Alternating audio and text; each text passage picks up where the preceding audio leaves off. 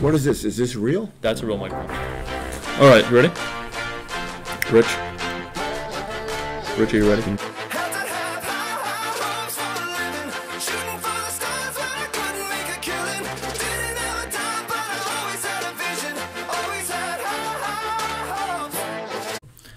Welcome to the first episode of the Tri-State Elite Umpires Association podcast episode. My name is John Gallante. I'm the president and assigner of the Tri-State Elite Umpires Association.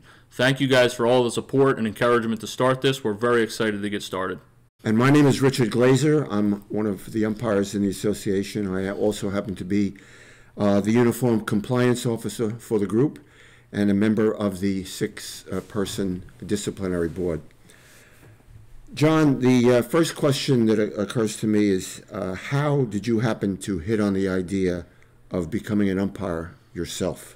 Well, I don't think as a young child I thought that this was going to be the career path. I was 21, didn't really have a ton of interest in entering a 9-to-5 retail type of gig. So I started and was trained by a local organization on how to umpire. As I went through the process of umpiring and partnering up with different umpires and talking to people, it occurred to me that there's probably a better way and a more efficient way to run an umpire organization. So that was the first steps in acquiring the 12-man initial roster of umpires to get going.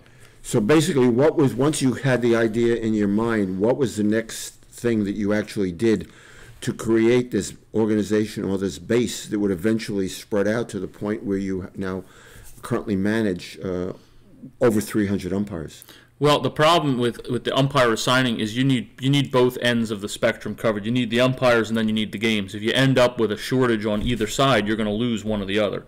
You're going to lose some umpires, you're going to lose some games. So I had to acquire some umpires and sort of talk to guys about if they were interested in working for me, either in addition to who they're working for or quitting with who they're working for and coming to work for me, and then pitch myself to leagues, tournaments, and teams.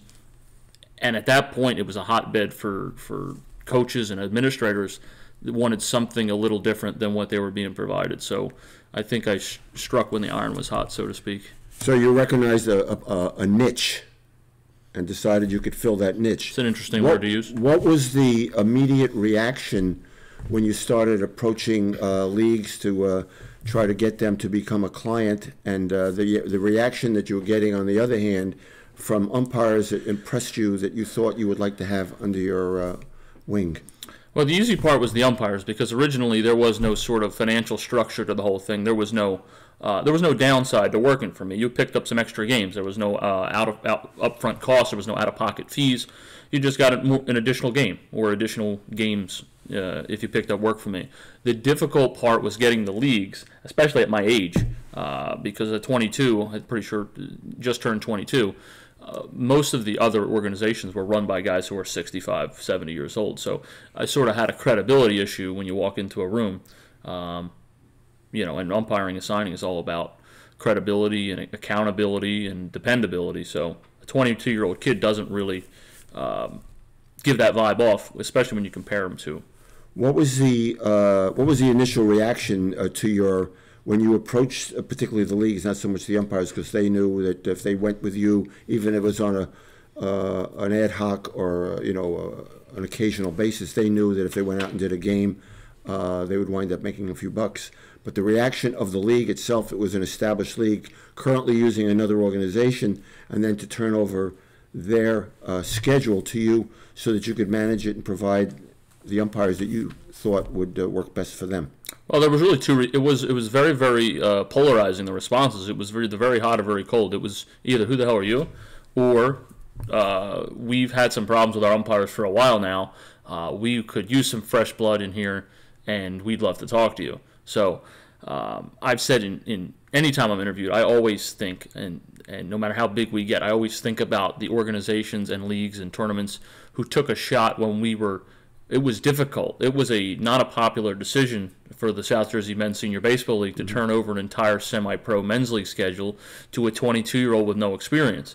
It wasn't easy for Gloucester Township Little League to do that. So I as big as we get, no matter how much we grow, those people always sort of have a special place for me as far as the commitment and the sort of rolling of the dice, I always say. The South Jersey Men's League has become like your crown jewel. It's one of your major accounts. I don't want to insult any other groups, but yeah, the South Jersey Men's League was the original league that put us on the map and gave us credibility. Absolutely. Yeah, because if other, as you continue to prospect other organizations, certainly with them in your fold, you could point to them and say, look, we've already become the official umpires for the South Jersey Senior Men's Baseball League, which is impressive in itself. Right. Because if people say, well, an established organization as big as they are and as well managed as they are, for them to turn over their schedule to you, certainly is a drawing card for other people. They said if it's good enough for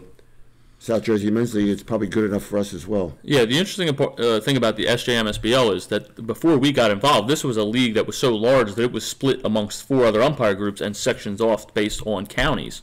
We took the whole thing. So basically the selling point was if we can do this league, we could certainly do yours. The SJMSBL was the largest organized league at the time in the area. Okay, so we understand that you have two different things moving at the same time. One, you want to go out and acquire leagues and groups to service, and on the other hand, you need to go out and find umpires that you feel are going to be qualified, potentially qualified, to go out and actually work the games on the field. Right. How do you go about getting in touch or attracting other umpires? Some of them are already working for existing organizations at the moment. How do you manage to get them, meet them, suggest that they join your organization for what has become a very extensive training program before you even decide to put them out on the field? Yeah, well, the process has evolved greatly since the beginning. At the beginning, I was beating down doors trying to get anybody who would come, and I figured I could mold them into what I want. So it was a lot more cold calls and emails being sent out from contact lists that I could acquire. Now we deal with word of mouth. Our umpires, it's an extensive list of our umpires who we think are quality guys, telling other people, if you want to umpire, this is the spot to do it. We've sort of morphed into the place to umpire if you take this seriously in the area.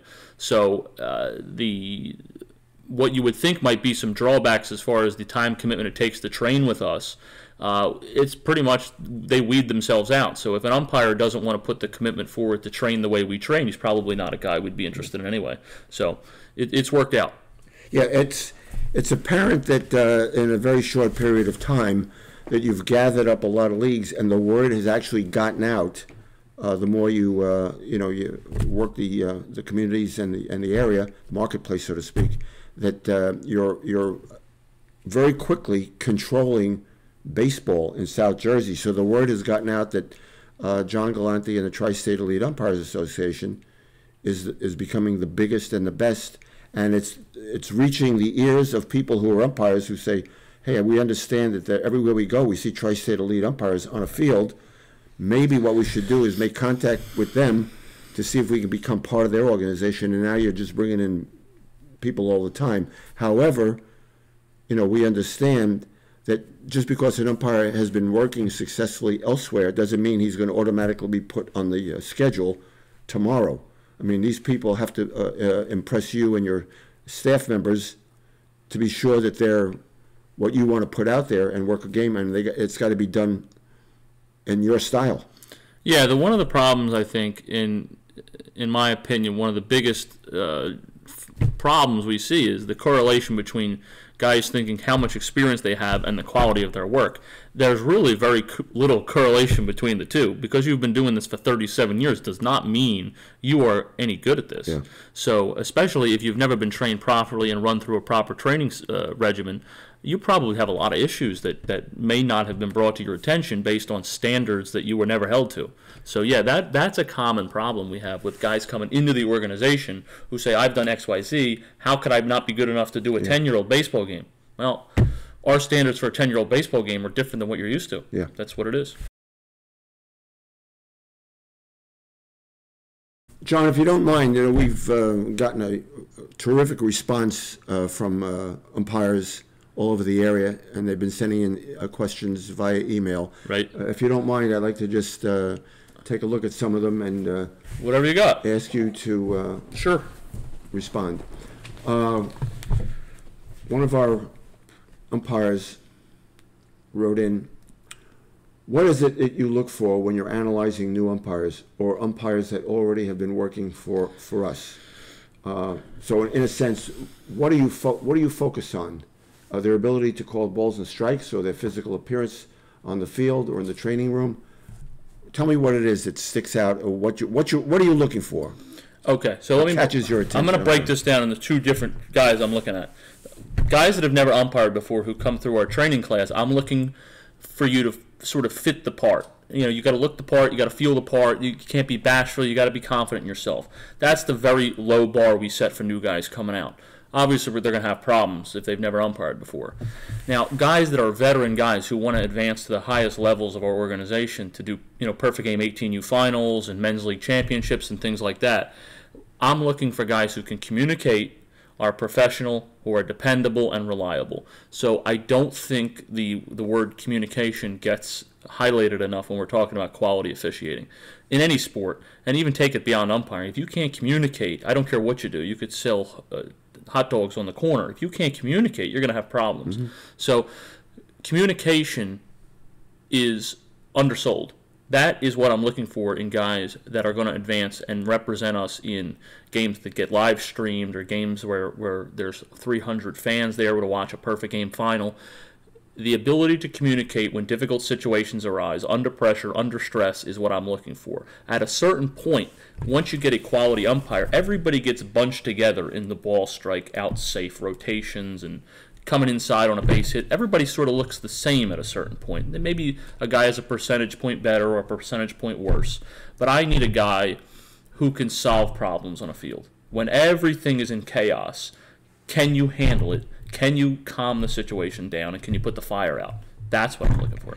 So in some respects, it comes down to management of the game. Game management, we talk about that all the time, absolutely. And putting out a so-called bonfire, crisis management.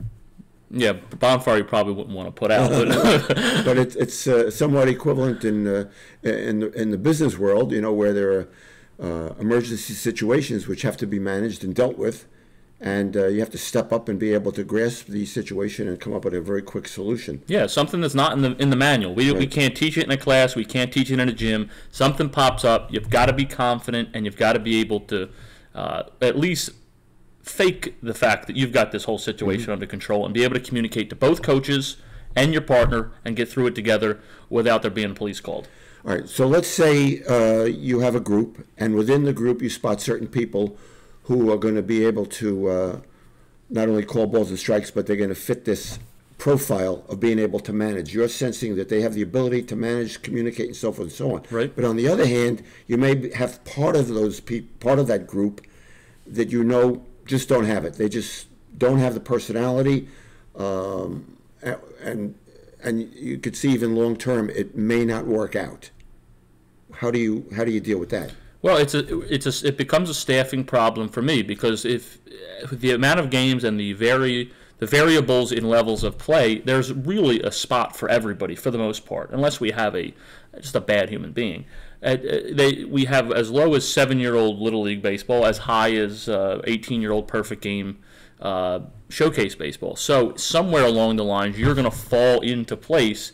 And I'm not perfect all the time in my evaluations, but there's somewhere for everybody to fit in. And maybe it's a guy who can't handle difficult situations like I was talking about, but physically is a good umpire. Maybe he's a Friday night perfect game guy. The first game of the tournament when everybody's feeling good to be there, and it's everybody's first game of pool play, and it's not life or death. Maybe that's the spot for him to excel. Maybe it's not Sunday night like a Kurt Widener or a Jerry Wilgus. Give us an idea when you you bring a class of what we call cadets. These are the people who have not umpired with you in this organization the first time. They may have umpired elsewhere, but now they're beginning their so-called careers with Tri-State Elite. Give me an idea what they see the first time they come to the training sessions. It's depending on the weather. If it's nice, it's outdoors. If not, we use an indoor facility locally. One of the easiest people to train are the ones that have zero experience, fresh mold of clay, no bad habits to break. Those are the ones that are the easiest. The guys that have experience with other organizations, that's a different story. That's a different question. But generally, we try to give them a rundown of the standards that we expect from them, what we expect out of an umpire that is in our organization. That may not be common knowledge to somebody who's never umpired before. So we try to get the talking and reading of rule books and stuff, we keep that to a minimum. We give them the standards that we hold everybody to, but we immediately get them into the act of being an umpire. Now, they're obviously not wearing a uniform, they're not in gear, there's no players, but there is a ball, and it is coming with a mock catcher, and we're calling balls and strikes probably within 45 minutes of walking in the door. So I think that strategy towards training novice umpires, people who've never called a ball or a strike before in their life, has really helped get guys from A to Z really quickly. And that's how we can get cadets in perfect game finals within a year or two, where other organizations you may have 5 years before you get anything close to a game that matters. And I think that's a non-starter for a lot of people. You got to toil away, no matter how much talent you have naturally as an umpire, you got to toil away at the lower levels, even though you may deserve better assignments. You do the training, and you're also the #1 umpire. What do you think you do better? Who says I'm the #1 umpire? I do. I honestly think I do a better job running this organization and training our umpires than I do on the actual field. That's my honest take on it. You're being very modest, because if it were up to me, I would. Some people ask me, is John Gallante a good umpire? I said, I actually think that he's probably good enough to work in the major leagues, but I think he would take a huge pay cut. Yeah, I don't know about either one of those, but I think I actually, I take a lot more pride in developing other umpires than I do myself. I mean, I think that's probably the only way this thing has worked and grown, if I take more of an interest in the guys in the group rather than I do myself. What do you do when you make a call, and after you've made the call, you say to yourself, I think I blew it. Ground ball, right side. Cabrera will cut it off. Galarraga covers. He's out. No, he's safe. I try not to do that too much, but yeah, it depends. It really depends upon the call. But I would tell any amateur umpire, self-awareness is really important. So the fact that you could sit there after making a call and say that you missed it in your head is good. That's a good thing, that you can tell when you screwed something up. So if it's correctable, if it's something where you can get help, let's say you're in C position and you're roaming over to first base on a routine ground ball to shortstop, and the play is going to be at first base. And the first baseman stretches for the throw, catches it, and you have the ball beating the runner, and in your opinion, the first baseman's foot is still on the bag, and you call him out.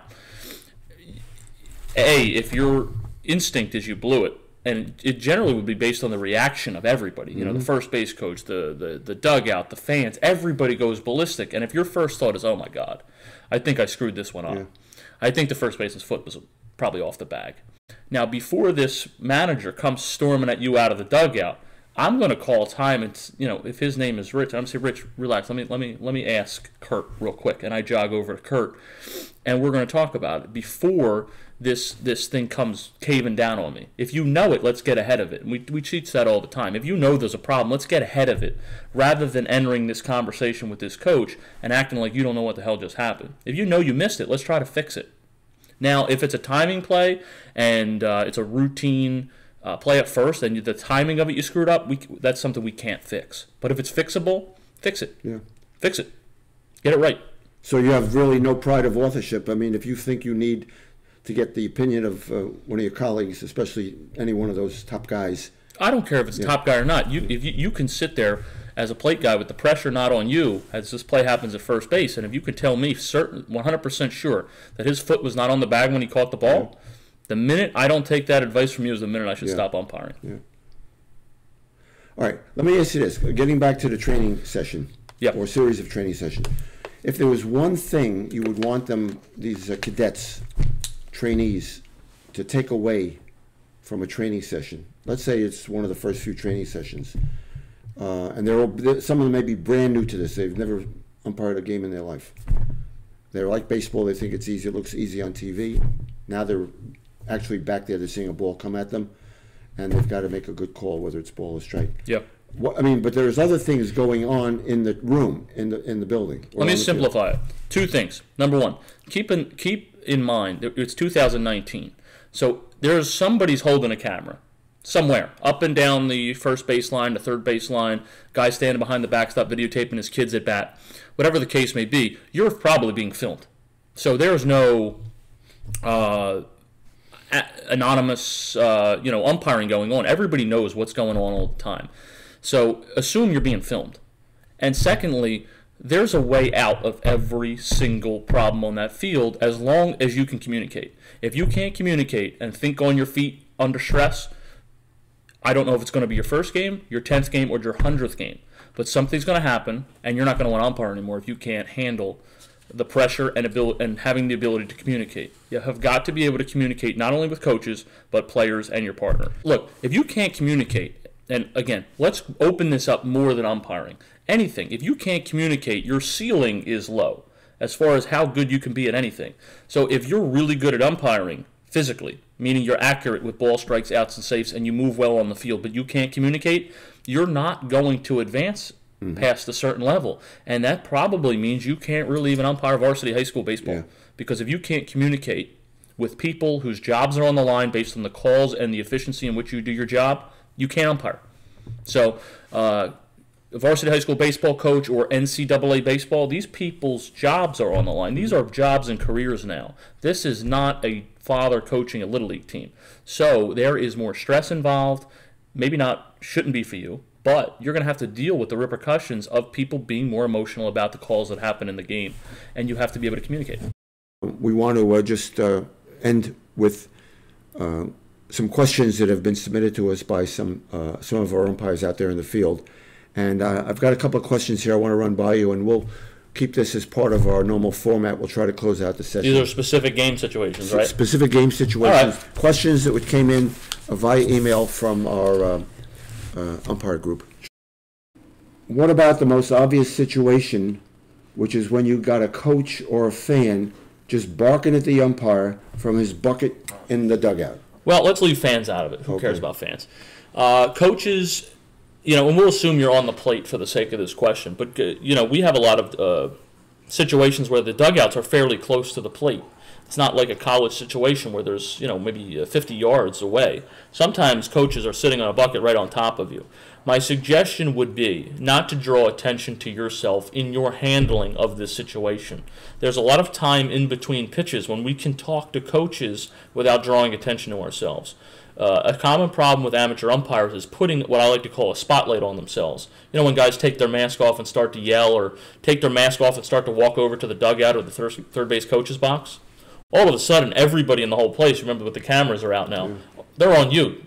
They're ready for something to go down, and they've got some YouTube footage now. So generally, I'm going to keep my mask on, and my first line of defense is I'm going to glance over where this stuff is coming from that I don't like. Usually a glance or a stern look in their direction means I've heard you, and I'm not that crazy about what you're yelling at me. Yeah. If they continue beyond that, I'd like to warn without warning. We've all seen Little League umpires. That's a warning. That's amateur level stuff. And in NCAA, we now have to do that based on new rules. But in lower level games, in perfect game and things like that, I'm going to say that's enough. Rich, that's enough. If you're the coach that's giving me problems, I'm going to keep my mask on. In between pitches, I'm going to look over and say, Rich, that's enough. We're not going to keep doing this. You're not going to argue balls and strikes every pitch. And once I've said that, that is then my warning to me. So I've warned without warning, and if we're going to do it again and he stepped over that line that I drew in the sand in my head, it's probably going to be an ejection. So my simplistic advice would be have a conversation without taking your mask off and drawing attention to yourself, and never go towards the coach. So you don't want to enter the dugout. You don't want to go towards the dugout. You don't want to go towards the third base coach's box. I want to stay where I am, get across what I need to get across to them without being emotional, without raising my voice, without drawing attention to myself, and handle the situation appropriately. Mm-hmm. I think we've just about wrapped up this whole episode. We're looking forward to another broadcast. It's been a pleasure. I hope you'll be back to do the interviewing. But we are looking forward to releasing one podcast every week. So thank you to all the umpires that have submitted questions. Thank you for everybody for suggesting and prompting us to start hosting these, and thank you guys to all the sponsors that have supported the channel so far.